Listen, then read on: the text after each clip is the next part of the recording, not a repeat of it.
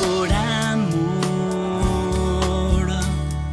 nunca imposición. Busca, siente, abre. Muy bien, entonces como arrancamos ahora con el primer capítulo de este podcast Todo por Amor, la música, la canción es de nuestro querido Alejandro Fernández, un laico salesiano argentino que compone muy lindo y que nos regala con estas preguntas un montón de pistas para seguir trabajando. El capítulo de hoy, el primero, tiene el nombre del primer capítulo del libro que acaba de escribir Néstor, que se llama En tiempos de castillos y armaduras. Néstor, ¿por qué le pusiste este nombre al capítulo? Para abrir la vida de San Francisco. Porque me parecía que un primer desafío inevitable prácticamente era dejar constancia de la diferencia, la enorme diferencia de tiempo, de época que tenemos con Francisco de Sales y con todos los personajes de su época. Nos separan nada menos que 4 siglos. Entonces es evidente que su experiencia, su entorno, su ambiente, su época, como nosotros decimos normalmente cuando queremos decirle a alguien que es de otro tiempo, le decimos eso es de tu época o vos sos de otra época, le decimos o nos lo dicen. Bueno, es evidente que respecto a Francisco de Sales somos de otra época y por eso hay cosas que puede costarnos entender o que entendemos mal, porque mucho de nosotros, de nuestra vida, de nuestro modo de pensar, de ser, de actuar, de las cosas que esperamos, que deseamos, que soñamos, tienen que ver con nuestro ambiente, con nuestro entorno, con nuestra época. Bueno, la de Francisco de Sales fue una época bien distinta de la nuestra y puse eso gráfico de castillos y armaduras. Lo de castillos le cabe más, dice la historia que las armaduras son más bien posteriores a Francisco de Sales. En cambio él verdaderamente nació dentro de un castillo y se crió en esa mentalidad que aunque uno no viva en un castillo, la mentalidad queda, ¿no? de estar así entre murallas. También la ciudad de la que él fue obispo, Ginebra, es una ciudad amurallada, con la particularidad en este caso que el obispo quedó del lado de afuera, no podía entrar a las murallas de la ciudad, porque vivió en épocas de fuertes guerras, de fuertes luchas religiosas. Se habla de las guerras de religión en Europa. Hoy vemos también luchas religiosas aquí y allá y que como en aquellos tiempos también hacen que más de una vez por defender una idea o por expresar la fe se corra riesgo de perder la vida o se pierda la vida. Bueno, así era el entorno de Francisco de Sales. Ya el obispo que lo antecedió no podía entrar a su sede, a la ciudad, por eso tenía la sede en una ciudad vecina, en la actual Francia, aunque la sede propia de su obispado está en la actual Suiza, que es la ciudad de Ginebra. Bueno, allí el antecesor, Monseñor de Granier, y lo mismo Francisco de Sales, siendo obispo, no pudieron entrar más que escondidas, atravesar las murallas de la ciudad porque corría serio riesgo su vida.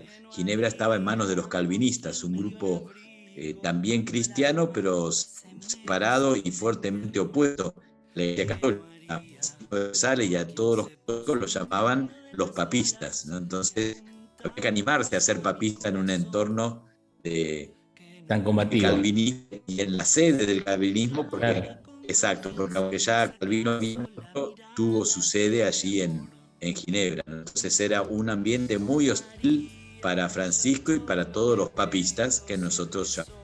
Entonces el entorno, como decías, familiar, social, un poco en el contexto de la nobleza, entre castillos, un castillo que, como también dices en el libro, fue después destruido por el mismo rey de Francia en uno de los altercados que tiene con Saboya, y por otro lado religiosamente esta confrontación muy grande, ¿no?, entre los católicos y los calvinistas, donde realmente era la cosa de armas tomar, era con armaduras para defenderse y con un grado de violencia bastante grande, que después vamos a ver cómo interviene en esto y el estilo y el modo de Francisco, ¿no?, para cambiar un poco esa realidad, no desde el combate, no, precisamente. Y a nivel de Iglesia Católica, ¿cómo estaba la cosa?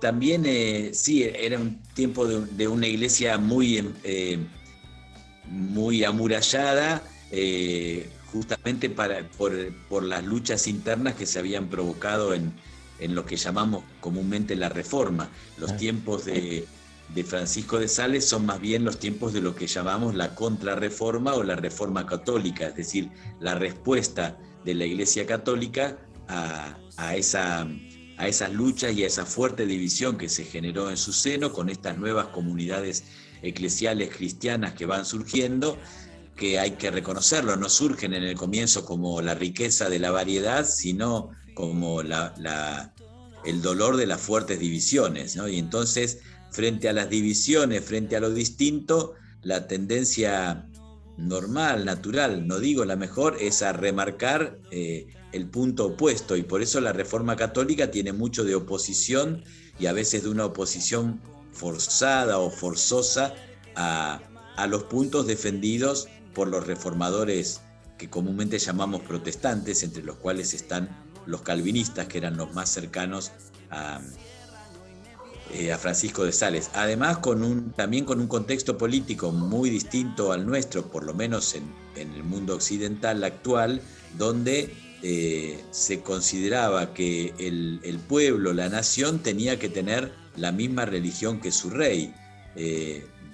Tal el rey, tal la religión, era el lema de la época, ¿no? Entonces, de hecho, Enrique IV, que es contemporáneo, rey de Francia, contemporáneo a Francisco de Sales, de él es esa famosa frase, París bien vale una misa, porque en la sucesión se da cuenta de que para llegar al trono de Francia le conviene, le rinde más ser católico, y entonces él, que estaba más del lado de la Reforma, termina diciendo, bueno, París bien vale una misa, y entonces se hace católico o se reconoce católico para poder acceder al trono de Francia. Pero esto implicaba que eran los reyes en buena medida quienes decidían cuál iba a ser la religión de sus súbditos, y si no se avenían a eso, les quedaba o la conversión forzosa o el ser expulsados del reino o del ducado, como en el caso de Saboya. Y precisamente es el duque de Saboya en el que en un momento decide, bueno, en esta región donde la mayoría se han volcado al calvinismo, yo quiero que todos sean católicos. La región es el Chablais, y ahí es donde una región para nosotros sería muy pequeña en América Latina, pero para ellos una región importante en la actual Suiza, cerca del lago de Ginebra, donde Francisco todavía no llegó a ser obispo, es un joven sacerdote, un sacerdote nuevo, se ofrece a su obispo para ir a misionar a esa región donde la Reforma se ha afianzado y casi no quedan ya católicos, y entonces él va a tener que ganarse con el corazón a toda esa gente para poder invitarlos nuevamente a volver a la comunidad de la Iglesia Católica. Te estás adelantando al próximo capítulo, pero muy bien, muy bien. Un contexto de fuerte confrontación, no fácil, aunque comparado con lo que vivió después Don Bosco 200 años después, hay muchas diferencias, si bien también hay similitudes. Te querría preguntar también, antes de terminar este primer momento, diferencias y semejanzas entre Don Bosco y Francisco, porque así como decías al inicio, la distancia cronológica es tan grande que puede parecernos inverosímil lo que vivió él. Es cierto que hoy nos llamamos salesianos y que seguimos reconociendo un montón de rasgos de este santo que vivió hace 400 años que nos atraviesan, como a Don Bosco también lo marcó 200 años después. Entonces, mirando de vuelta al contexto, mirándolo a Francisco y mirándolo a Don Bosco, ¿en qué se diferencian y en dónde encontraste un poco así esa sintonía más grande que hay entre los dos? A simple vista me parece que lo que sobresale son más las diferencias que los parecidos, ¿no? Porque uno ve, como decíamos, un niño criado en un castillo y en un ambiente de la nobleza, donde entiendo que a nivel económico no le faltaba nada, ¿no? Incluso a nivel familiar, porque él es el hijo mayor de una familia con una mamá adolescente, porque la mamá llegó al castillo como prometida de su padre con solo 7 años y será mamá con 13, 14 años. Su primer hijo es Francisco. Así que es una mamá adolescente, pero por lo menos con una familia conformada y donde, como decía, no le faltaba nada, ¿no? Y que incluso cuando quiera estudiar tendrá, me animaría a decir, las mejores posibilidades de la época. No cerquita de casa, cada vez más lejos, pero más lejos para poder acceder a los mejores colegios y a las mejores universidades de la época. En esto las diferencias son, casi diría, absolutas con Don Bosco. Él no tiene recursos, vive en la pobreza, nace en la casa de los patrones de los padres y a los 2 años de nacer, como sabemos, muere su papá y quedan prácticamente en la miseria, ya quedan sin casa, con una familia destrozada, con lo que significaba en aquellos tiempos esa situación.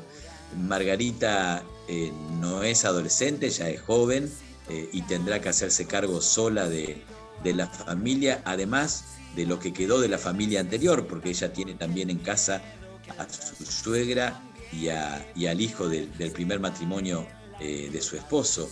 Entonces la situación es bien distinta y bien complicada. Y cuando Juanito quiera estudiar, no solo tendrá que ir lejos de casa como Francisco de Sales, sino que tendrá que salir a mendigar para poder pagarse los estudios y para poder pagarse también el hospedaje, porque ya llega un momento que no puede viajar diariamente hacia la escuela, las distancias son muy grandes y el camino hay que recorrerlo a pie.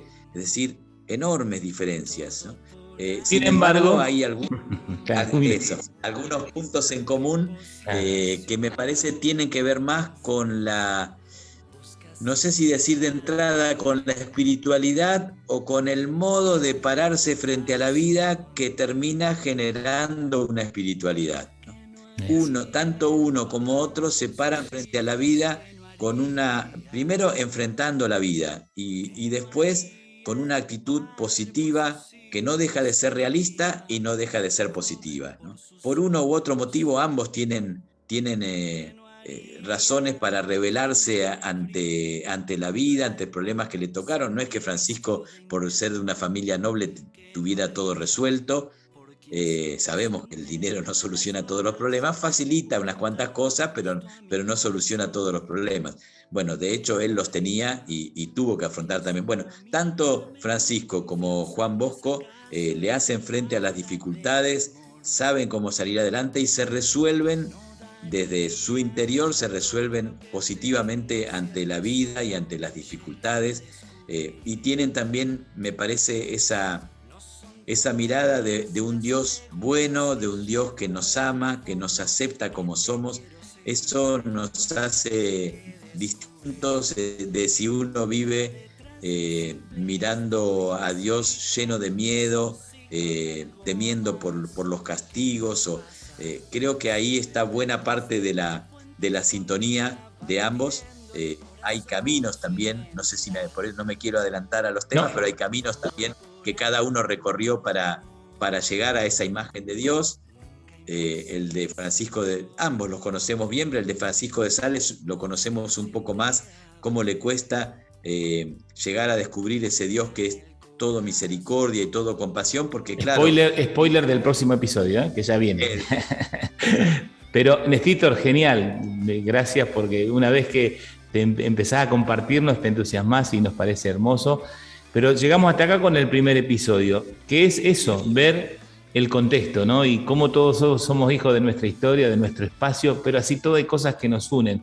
Me gustó mucho lo que dijiste, ¿no? O sea, es más que una espiritualidad, es un modo de plantarse ante la vida, que tiene consecuencias espirituales, pastorales, pedagógicas, vamos a ver los salesianos que nos marcan, ¿no? Es el modo en el cual miramos y padecemos y afrontamos sobre todo los desafíos que todos tenemos.